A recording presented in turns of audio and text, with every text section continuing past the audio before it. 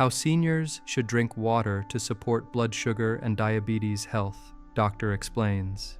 Delves into a revolutionary perspective, positing that the solitary, overarching determinant complicating the meticulous management of your diabetes may not reside in the carefully chosen foods you consume, nor in the rigorous intensity or duration of your physical exertion, nor even in the precisely calibrated dosages of your prescribed medications. Rather, it could astonishingly be found in an element as utterly fundamental yet consistently overlooked as the precise temporal rhythm and the specific thermal state of the water you deliberately ingest throughout the entirety of your day. A profound sense of skepticism is undeniably a natural and expected initial reaction to such a seemingly simplistic assertion, especially given the extensive investment of your time and effort, spanning not merely years, but perhaps even entire decades, dedicated to exhaustively exploring, implementing, and enduring countless conventional and often arduous strategies in a relentless quest for improved diabetic control. These desperate attempts have included experimenting with a myriad of different pharmaceutical agents, each accompanied by its own uncomfortable or debilitating spectrum of side effects, adhering to highly restrictive dietary regimens that inevitably led to feelings of deep deprivation and unsatisfaction, investing substantial sums in advanced, often expensive, continuous glucose monitors, and purchasing numerous supplements that, despite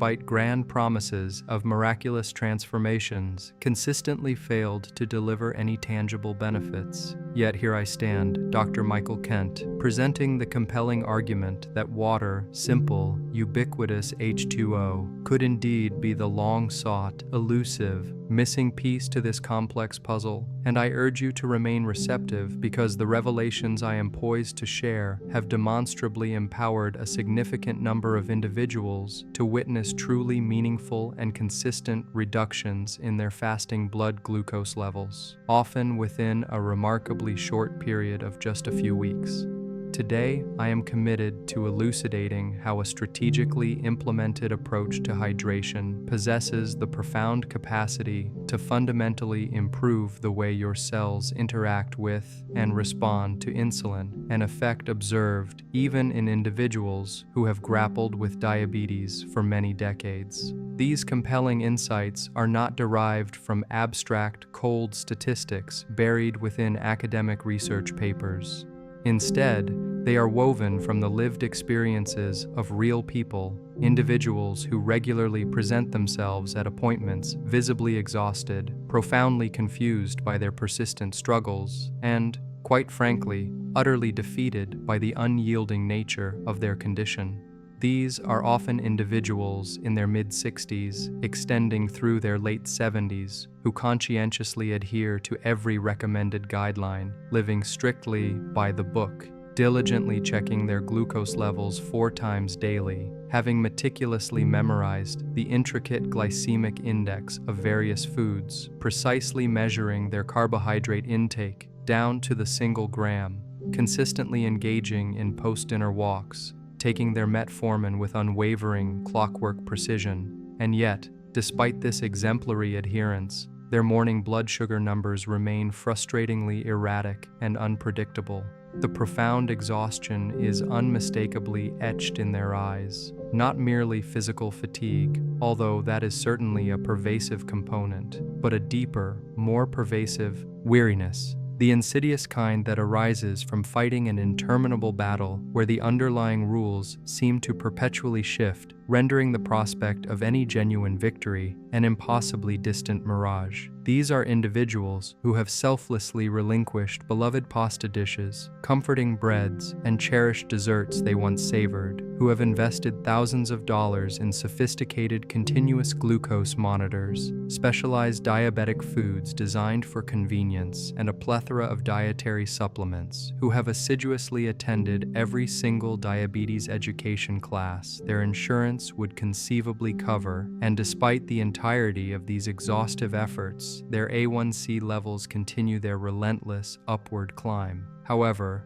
a pivotal observation irrevocably altered my entire clinical approach to treating diabetes. I began to consistently notice that a substantial proportion of adults over the age of 65 were suffering from chronic dehydration, and furthermore, that this pervasive dehydration initiated a complex cascade of metabolic dysfunctions and problems that rendered effective blood sugar control virtually unattainable, irrespective of the medication regimen being followed. And here lies the truly fascinating and often overlooked aspect. The vast majority of existing medical research overwhelmingly concentrates its focus on what people consume, almost entirely neglecting to rigorously investigate when and how individuals choose to drink. Before we delve deeper into this critical topic, I am genuinely curious to know your geographical location. Please share where in the world you are currently watching this from by dropping your location in the comments, as diabetes is a global health challenge, and I deeply appreciate witnessing our diverse community unite from across the entire planet. Now, it is absolutely crucial for me to articulate something with crystal clarity. This discourse is unequivocally not about advocating for the abandonment of your current prescribed treatment plan. Your medications are undeniably vital components of your health strategy, and your doctor's meticulously developed plan holds significant importance. What I am endeavoring to share is a powerful methodology for optimizing the internal physiological environment within your body, thereby enabling your existing medications to operate with maximum efficacy precisely in the manner they were originally designed to function. Allow me to meticulously explain the underlying metabolic occurrences that astonishingly most healthcare professionals fail to communicate. As you gracefully transition into your 60s, your body undergoes 4 profoundly critical physiological transformations that directly and significantly impact your ability to regulate blood sugar. Firstly, your cellular water channels, specialized protein structures known as aquaporins, gradually become markedly less responsive and efficient. Consequently, even when you consciously consume water, your cells encounter considerable difficulty in effectively drawing that essential water inside, precisely where it is critically needed for myriad cellular functions.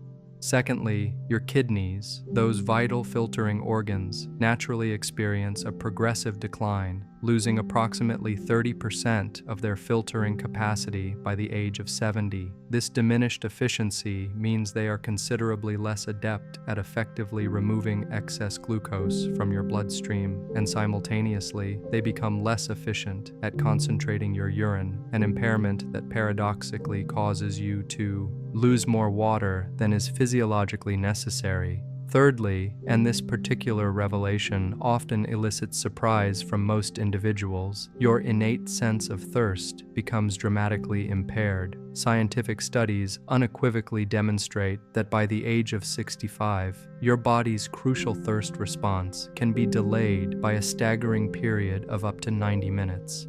After, your body has already entered a state of requiring water, meaning you could be experiencing significant medical dehydration without perceiving even the slightest sensation of thirst. Fourthly, many widely prescribed common diabetes medications, particularly the diuretics often taken for managing blood pressure, actively extract water from your body, thereby exacerbating and perpetuating chronic dehydration. Herein lies a critical piece of information that the majority of doctors unfortunately fail to adequately explain. When your cells are in a state of dehydration, even a seemingly minor deficit of just 3%, their delicate cell membranes become notably rigid. To conceptualize this, consider the stark contrast between a dried-out stiff sponge and a thoroughly moist, pliable sponge. A desiccated sponge is utterly incapable of absorbing any liquid, whereas a moist sponge instantly draws in fluid. Your cell membranes function in precisely the same manner. When they are appropriately and adequately hydrated, insulin receptors on their surface operate normally and efficiently, but when they become dehydrated, these crucial receptors essentially cease to function, effectively shutting down. This means your pancreas could be producing insulin, or you could be diligently injecting exogenous insulin, but if your cell membranes are rendered rigid and unresponsive due to dehydration, that insulin is profoundly hindered from executing its vital task. The inevitable consequence is that your glucose remains unabsorbed, tragically trapped within your bloodstream instead of successfully entering your cells, causing your blood sugar numbers to dramatically climb, not because of dietary indiscretions or forgotten medication doses, but because your cells are physically incapable of accepting the glucose that is desperately attempting to gain entry.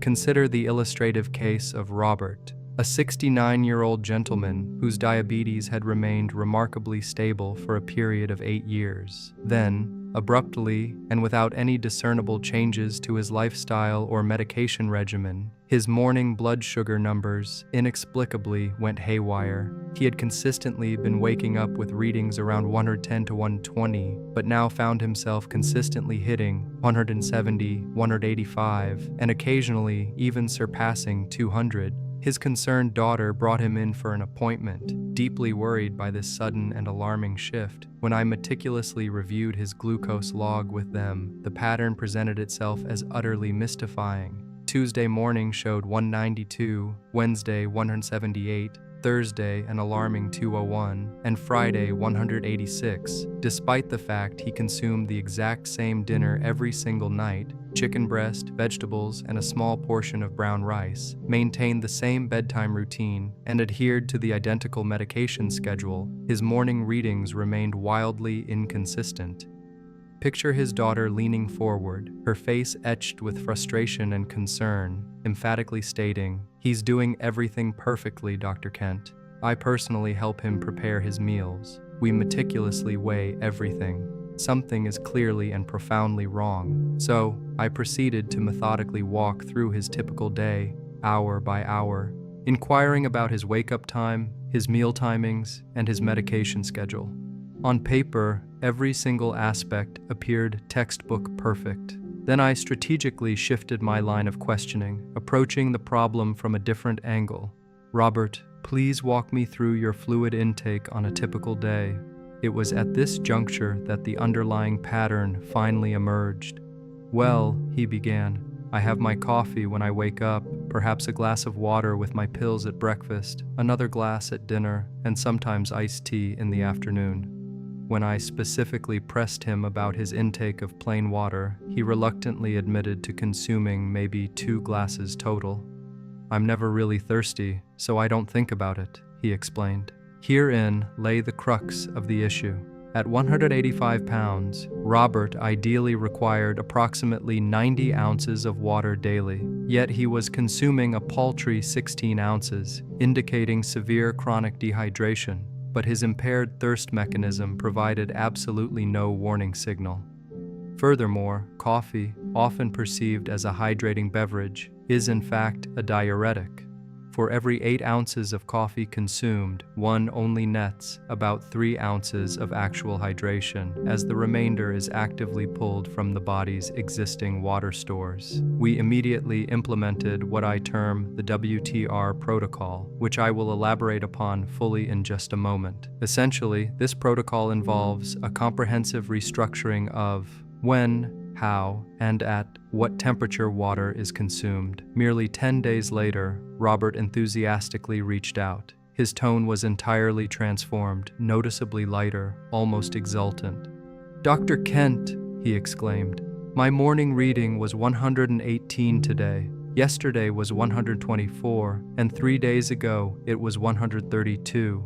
I haven't seen numbers like these in 6 months."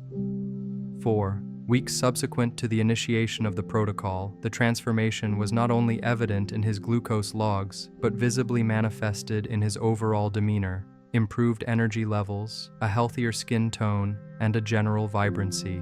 His glucose log now consistently displayed an impressive average fasting reading of 127 for 2 consecutive weeks, a remarkable reduction from his previous average of 185. Crucially, his diet remained unchanged and his medications were identical. The only variable that had been altered was the strategic implementation of targeted hydration, but what he shared next truly underscored the profound impact. "I feel different, Dr. Kent," he confided. "It's hard to put into words, less foggy, more present. It's like there was this constant mental haze I'd gotten so used to, and now it's just completely cleared." That profound mental clarity is precisely what transpires when your brain, which is composed of an astonishing 75% water, finally achieves proper hydration after enduring months or even years of functioning in a depleted state. While the individual specific details may vary, the fundamental core issue almost invariably remains the same.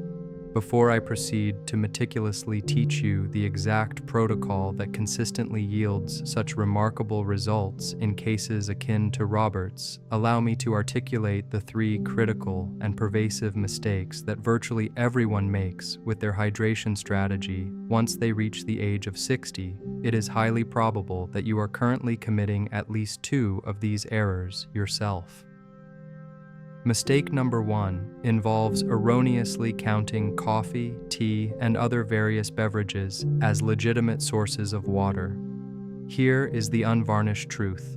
Both coffee and tea are mild diuretics, meaning that for every cup you consume, you lose approximately 60% of that volume through increased urination, thus effectively leading to a net gain of only about 3 ounces of actual hydration from an 8-ounce cup of coffee, with the remainder actively being drawn from your body's already existing water reserves. Juice, even varieties labeled as unsweetened, invariably triggers rapid blood sugar spikes that, in turn, prompt your kidneys to expel both glucose and water.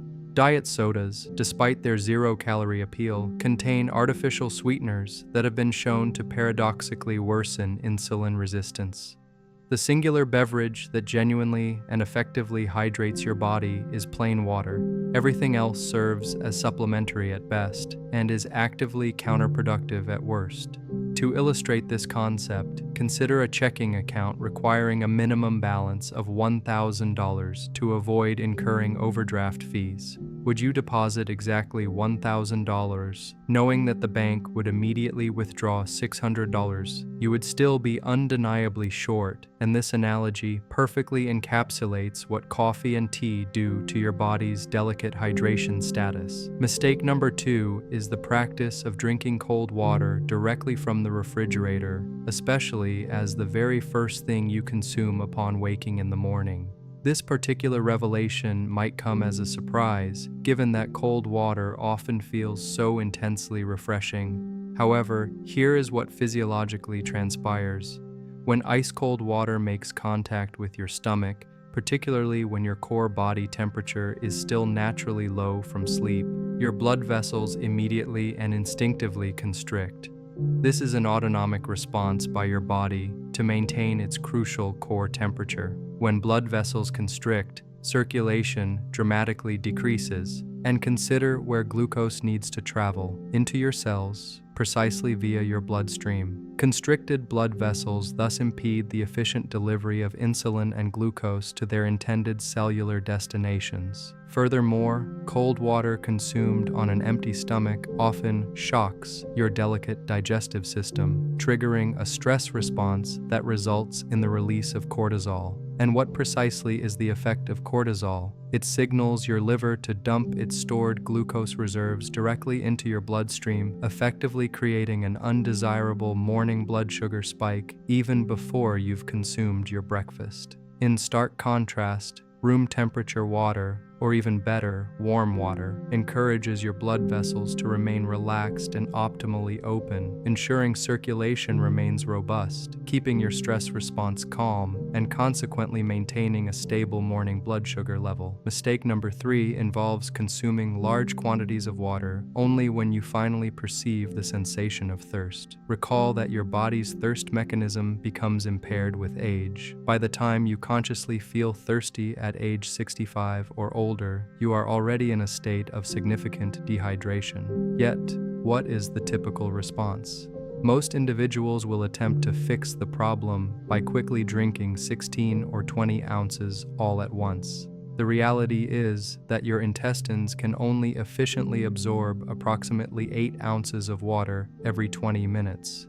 Anything consumed beyond that amount simply passes rapidly through to your bladder and is excreted, meaning you have not effectively hydrated your cells, but have merely undertaken an expensive and inconvenient trip to the bathroom. It's akin to attempting to water a garden using a powerful fire hose. The ground cannot absorb the torrent fast enough, so the water merely runs off, leaving the roots still dry despite the significant volume of water used. Proper, effective hydration necessitates consuming small, frequent amounts of water consistently throughout the day, conceptualized more as maintaining a constant, gentle rain rather than relying on an infrequent, massive downpour. Now, allow me to introduce you to the precise, step-by-step protocol I consistently utilize with my patients, which I have succinctly named the WTR protocol.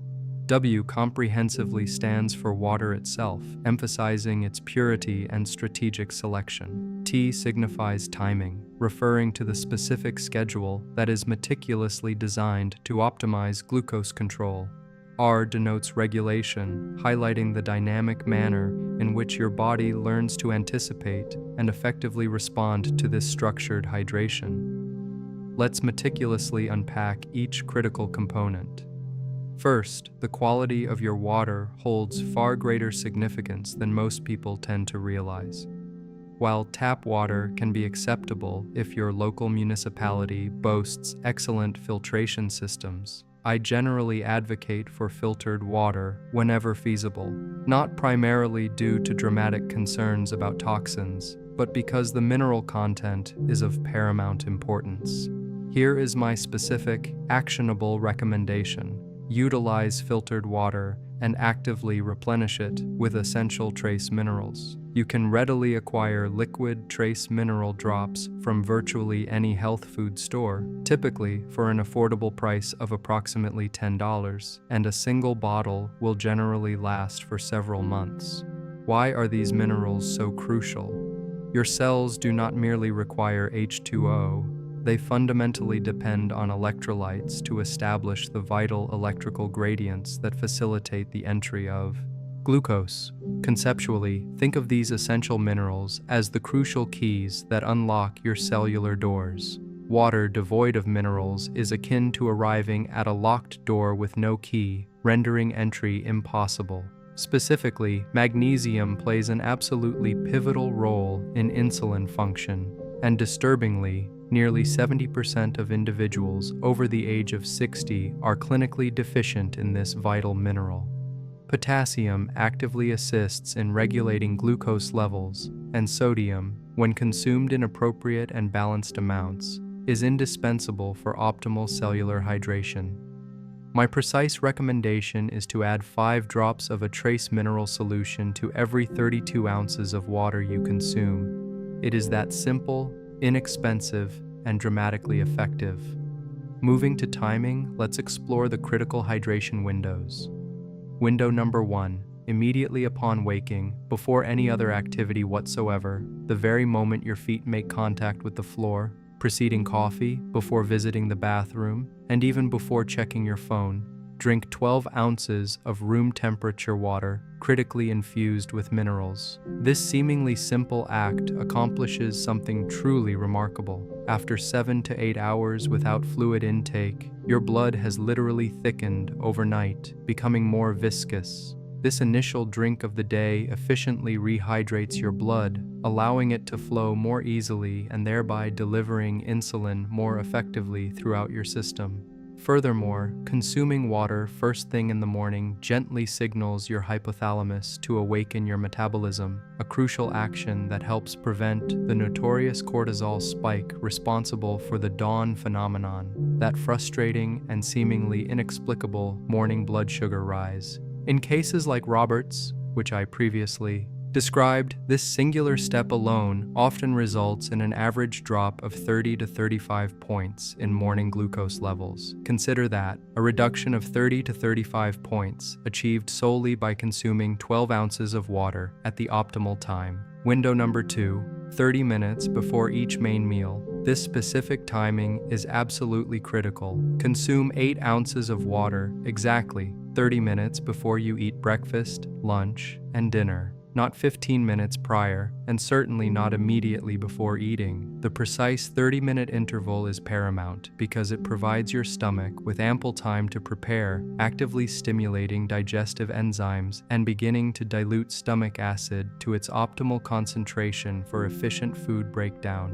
Most significantly for blood sugar control, this practice effectively slows gastric emptying. When food progresses more gradually from your stomach into your small intestine, carbohydrates are absorbed at a more measured pace, leading to a gentle, controlled rise in blood sugar instead of a sharp, precipitous spike.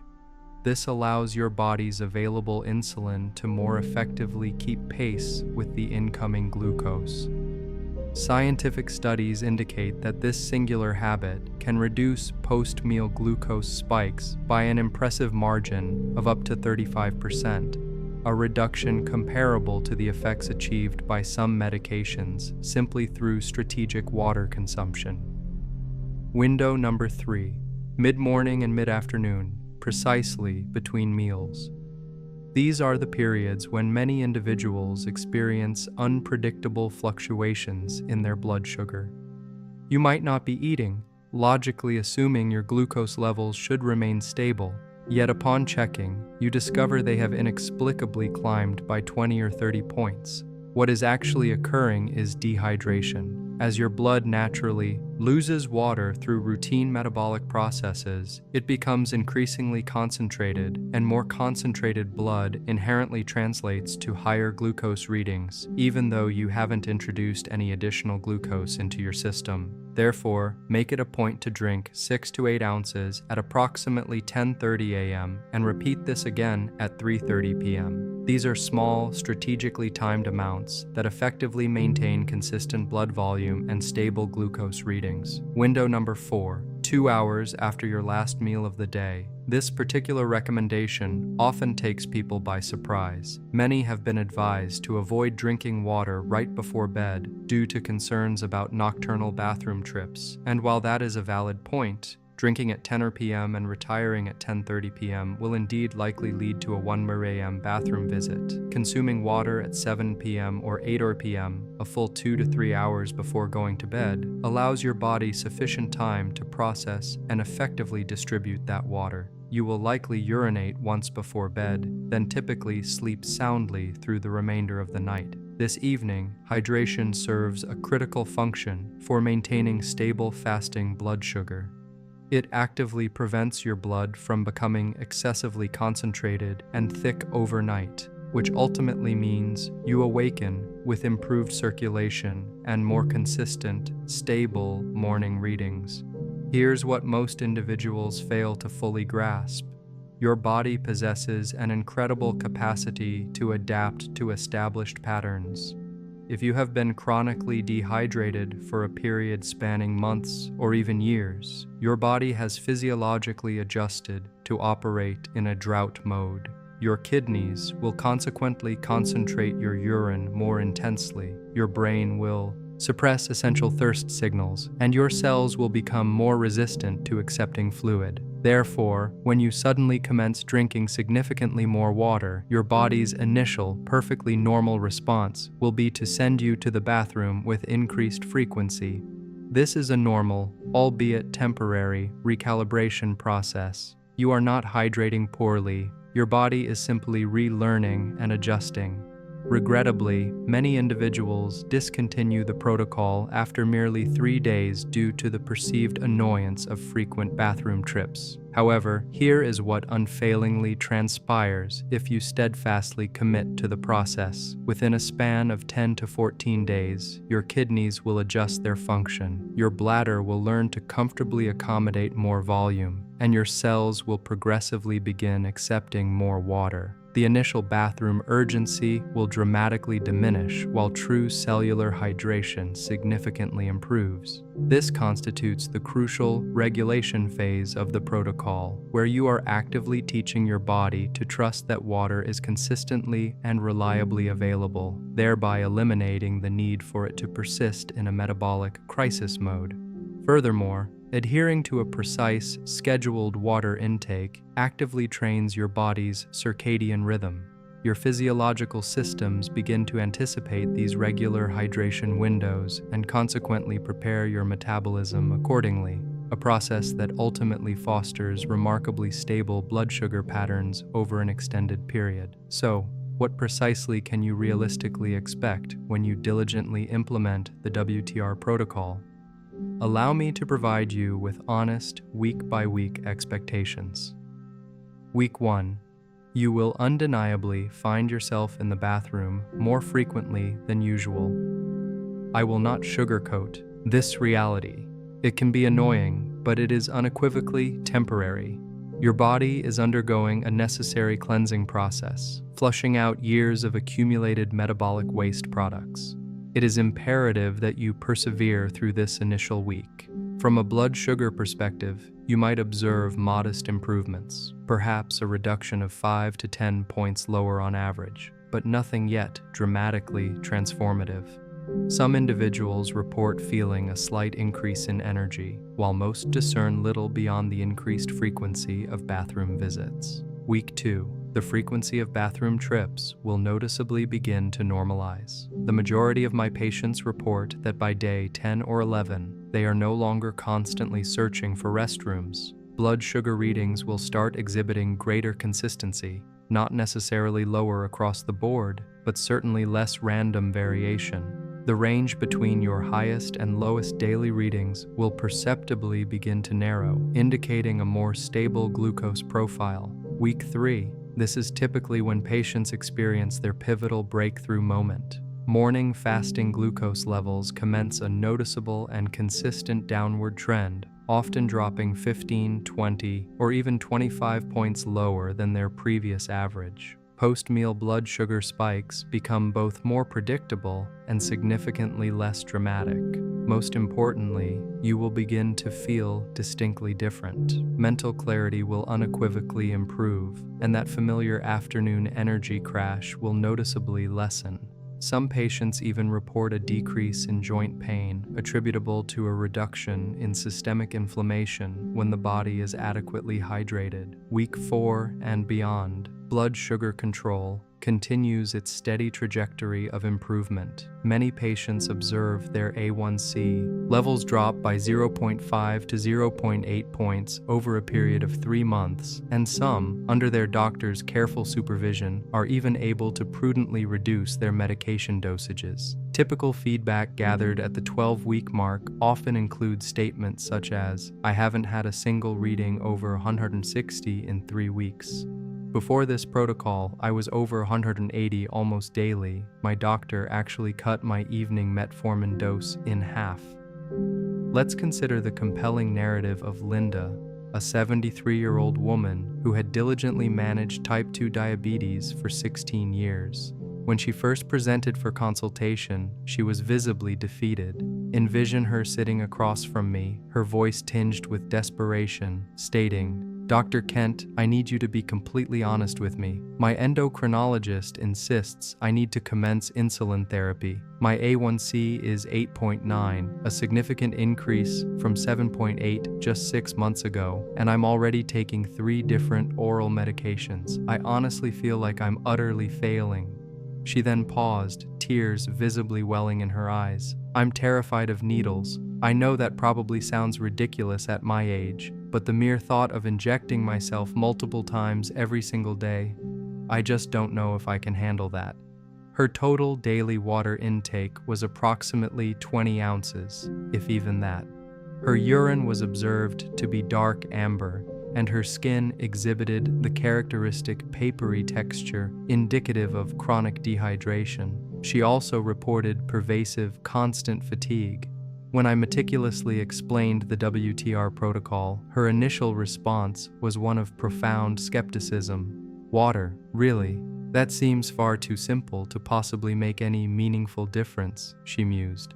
However, her desperate desire to avoid insulin injections ultimately made her willing to try anything. So, we initiated the protocol without delay. The first week proved challenging. She messaged me on day 4, stating, "I feel like I'm living in my bathroom." Yet, I strongly encouraged her to persevere. By week 2, a palpable shift occurred. "Bathroom trips are finally decreasing," she reported. "I actually slept through the entire night last night for the first time in months, and my morning blood sugar was 148 yesterday. It hasn't been below 175 in half a year." Week 3, she returned for her follow-up appointment, and the transformation was visibly striking. Improved skin color, brighter, more alert eyes, and noticeably easier movement. "Look at this," she exclaimed, eagerly presenting her meticulously kept glucose log. "My average fasting reading this week was 139. My post-meal numbers rarely exceed 165. Before the protocol, I'd regularly hit 220, 230 after eating." We rechecked her A1C at the 3-month mark, and it had dramatically dropped from 8.9 to 7.7. While still not absolutely perfect, this represented a truly dramatic improvement. Her endocrinologist was so impressed that he actually called me directly, stating, "I don't know what you did, but please keep doing it. We are holding off on insulin. If her next A1C continues this positive trend, we might even be able to reduce one of her oral medications." But what Linda herself told me truly captured the profound essence of her journey. "I realized I'd spent 16 years meticulously managing my diet, my exercise, my medications, literally everything except the most fundamental thing my body needs: water.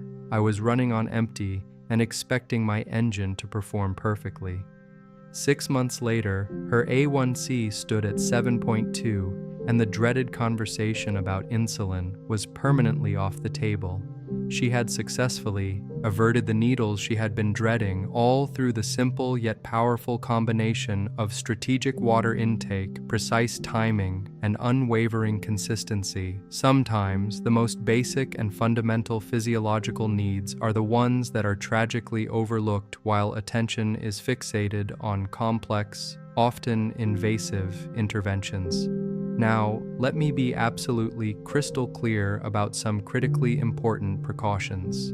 This WTR protocol is emphatically not a cure for diabetes. It will not replace your prescribed medications. Under no circumstances should you ever cease taking prescribed medications without the explicit and direct approval from your treating physician. What this meticulously designed protocol does achieve is the optimization of your cellular environment, thereby enabling your existing medications to function with enhanced effectiveness and allowing your body's natural insulin to perform its role more optimally. Some crucial considerations are imperative. If you suffer from congestive heart failure or any other medical condition where fluid retention is a significant concern, it is absolutely vital to consult with your cardiologist before increasing your water intake, as in certain cardiac conditions, consuming too much water can regrettably exacerbate fluid retention.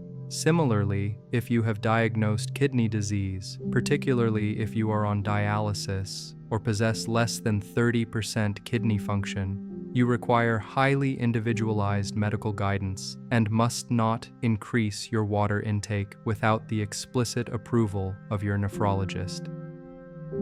If you are currently taking diuretic medications for blood pressure management or heart conditions, your doctor may need to adjust their dosages as your hydration improves, because proper hydration can naturally lower blood pressure, which is a desirable outcome but it might render your current diuretic dose overly potent. Additionally, always remain vigilant for signs of overhydration. Although this phenomenon is exceedingly rare, if you find yourself urinating completely clear urine more than 10 times daily, or if you develop persistent headaches or nausea, you might be consuming too much water and should slightly reduce your intake. And please, I implore you, share your invaluable experience in the comments section. Tell me your starting point, and then update me after week 1, week 2, and week 3 regarding what physiological changes you are noticing. Your personal story could be precisely the inspiration someone else desperately needs to hear to give this protocol a try.